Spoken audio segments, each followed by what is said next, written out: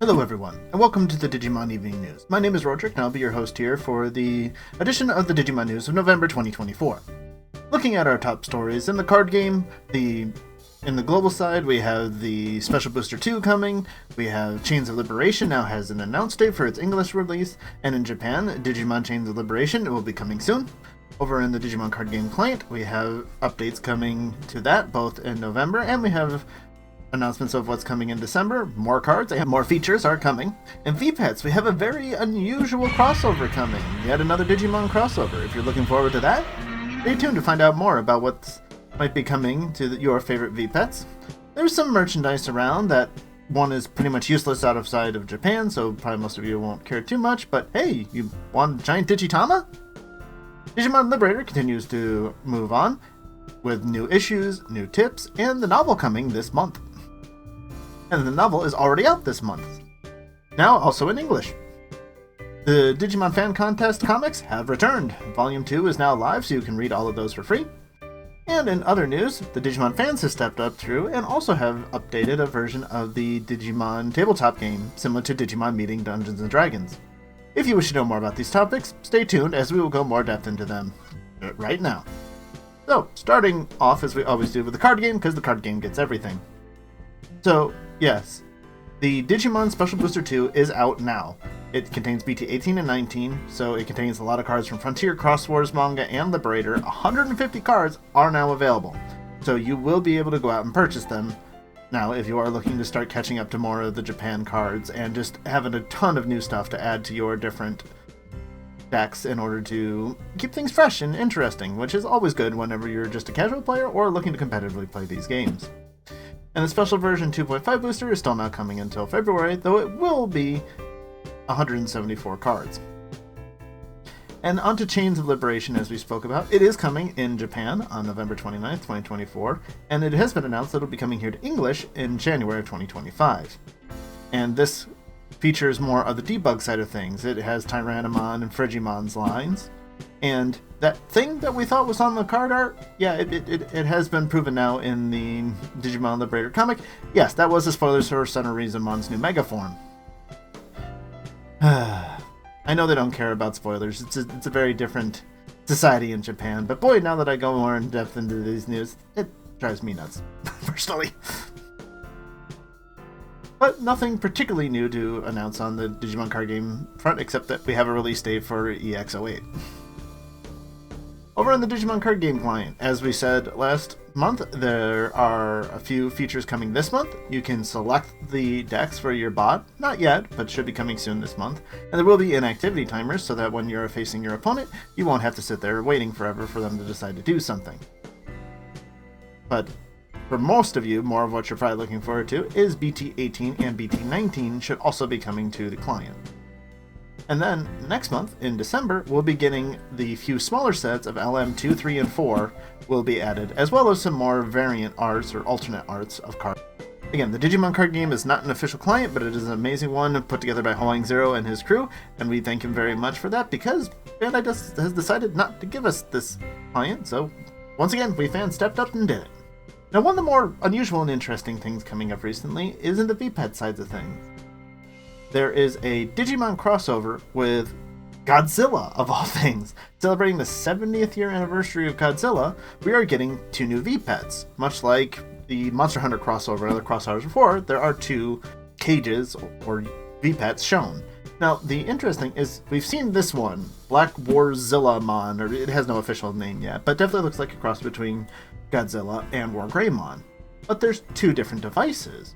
So what could possibly be the second one? Well, looking at what they've done, and it's pretty much has to be adventure related because that's about all that Bandai seem to care about, could it be Metal Garurumon crossing with a King Caesar?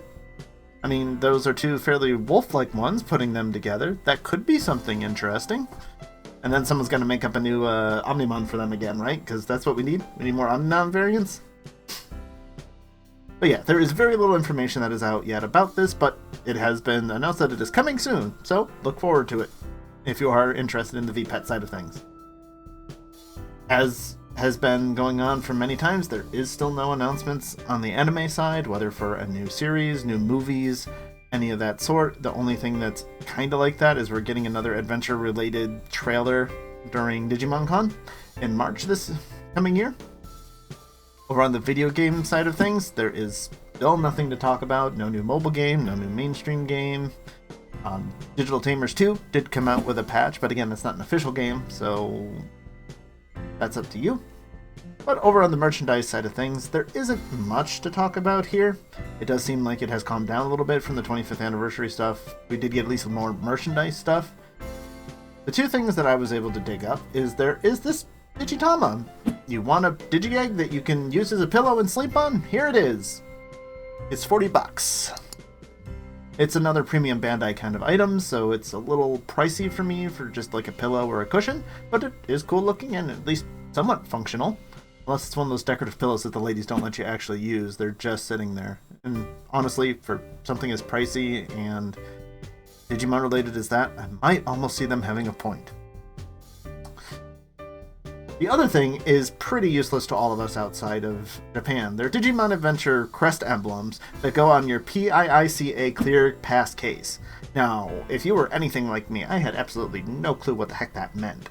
So I had to look up and do a little digging into this. And apparently it's something that they use for their public transit. It's like a card that has their funds on it, and it'll light up when you put the emblems in it and your card. Cool, it's $22, but yeah, unless you really want just a clear case that holds these emblems or crests, yeah, I don't think it's really going to be all that interesting to anyone outside of Japan.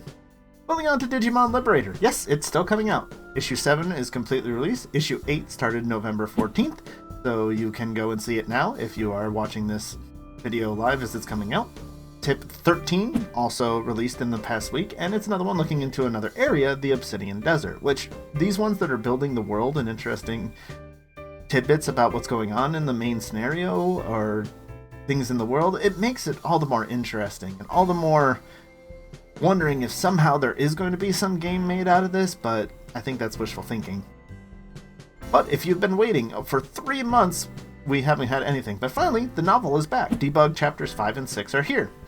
Chapter 5 is much like you would expect. It introduces a new character, introduces some new Digimon, and is a card battle that completely follows the formula. But issue 6, I am very happy to report, actually breaks that formula. There isn't a single card battle in chapter 6. I mean, some of you that may disappoint if you're really that into these battles, but there is no battle there. It brings a lot of our characters together. It actually develops things that could be, considered a plot. Ooh, concept, I know. And actually, some sort of stakes that could be coming up, which could be very good, because Liberator needs it. Because having read the first part of issue 8, it's a card battle. I do not care, especially because there are no stakes to this one in any way, shape, or form. It's possibly going to tie to something of the main story, but I wouldn't hold your breath on that one. But there are comics out there that I do recommend and are very interesting. The fan comics that came out 3 months ago are also back. All 5 of them are returning. If you wish to see a video where I talk much more about these and go very in-depth, you can find it over here. But you can read them all. The mini-stories of the Royal Knights is still just a funny story if you want to get into that one. Digimon Recollection is a lot going on about recollecting the Digimon and trying to get them under control. Digimon Knuckles is still about Genkamon being a babysitter. That's what Royal Knights should be doing.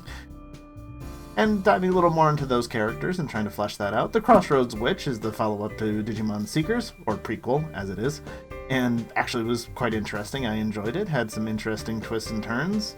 And still my favorite, Digimon Paradox, I think is great. The characters are deep and well thought out. Things are meaningful. There seems to be very high stakes going on. There's just so much to love about that one. So if you haven't, I will include a link down in the description below. Go and read all of those right now. You will not regret it. And in other news, as I've mentioned before on this channel, there's Digimon Digital Adventure, which is a fan-made project which makes a Dungeons & Dragons style game that you can play with Digimon, your human and your partner, working together in order to, do whatever story you want to tell with your game master and players. It's entered into the version 2 open beta, so now everyone can play it. I'm not going to go completely in-depth into every little change that's here. I have a 5-page document about that I will certainly be making some videos on in the future. But just as a general overview, a lot of the numbers have been tightened up. Things have been generally powered down, so it's a little more under control. Things are capped by your stage, so it's not as wild. Different systems that I was a little concerned about have been improved, such as buffing isn't so confusing and makes more sense. Clashing gives you a lot more options. If you're not the one controlling the clash, you have better chances to be able to fight back. It has made a lot of improvements and changes that I think are an improvement, but I haven't had a chance to play them yet. Hopefully, I'll get a chance to play them soon. Maybe we should get a group together. Right before. But it should be fun. And there is your Digimon news for November 2024. It's still the 25th anniversary year. I expected there to still be more, but it's really died down here as we're getting towards the end of the year. So I hope you're still interested. I hope you're still loving Digimon wherever you can find it. Thank you all for watching. I hope you enjoyed. I hope you always remember to be awesome. Until the next one, take care, everybody. Bye-bye.